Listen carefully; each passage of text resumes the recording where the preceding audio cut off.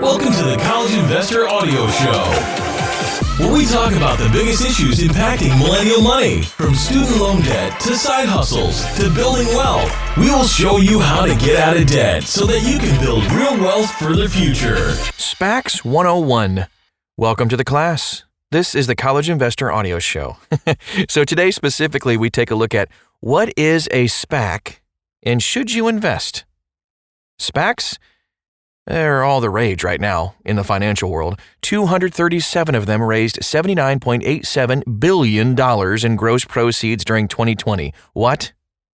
In January of 2021, there were already 75 SPACs created. Go back to 2009, and you'll find only one SPAC IPO. Compare 2020's SPAC-a-thon to the 494 IPOs created that same year, which raised a total of $174 billion. Yes, more IPOs, but SPACs are on the uptrend. SPACs seem to be taking over the financial world. But wait, what exactly is a SPAC again? SPAC stands for Special Purchase Acquisition Company. SPACs are also called blank check companies. They fall under the category of M&As and IPOs. From the SEC, here's the textbook definition. This will be fun. A development stage company that has no specific business plan or purpose or has indicated its business plan is to engage in a merger or acquisition with an unidentified company or companies, other entity or person. These companies typically involve speculative investments and often fall within this SEC's definition of penny stocks or are considered microcap stocks. I love technical definitions. Basically, a SPAC pools investor funds together and holds them while it looks for investment opportunities. Investors may not know ahead of time what the opportunity will be. Hence, the term blank check.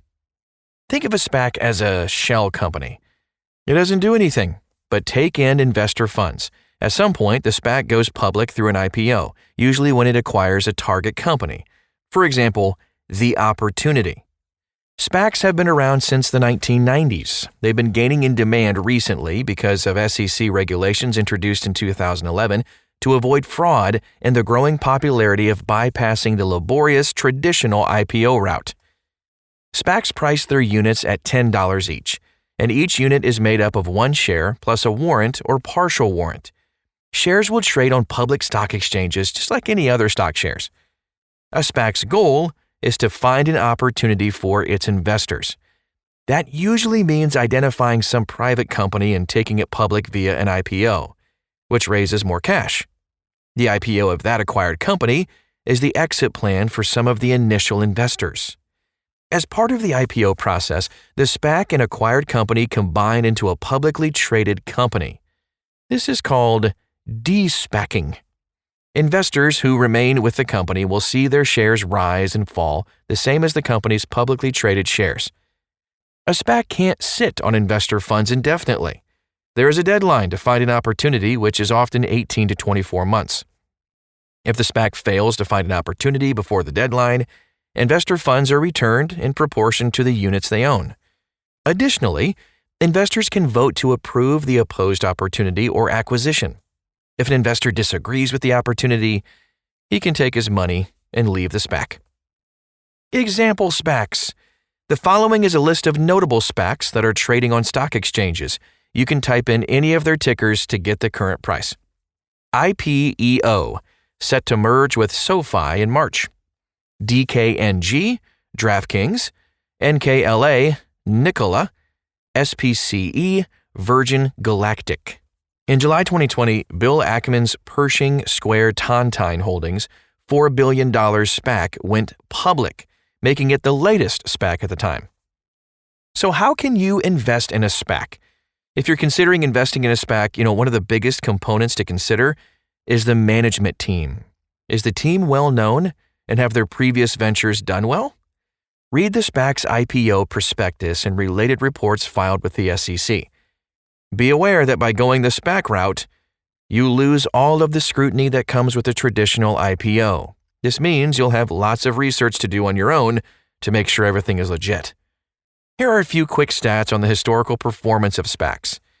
A University of Florida professor monitored 92 SPACs during the period of 2010 to 2017 and found they underperformed the broad market by 3%.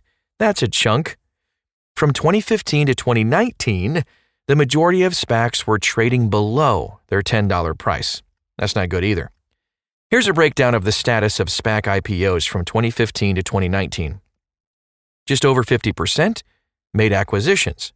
29% were still searching for a deal.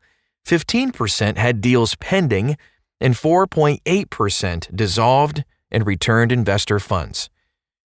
Getting into a SPAC before it goes public isn't really accessible for most investors. That's like getting into a pre-IPO. Both are usually reserved for the well-connected with deep pockets.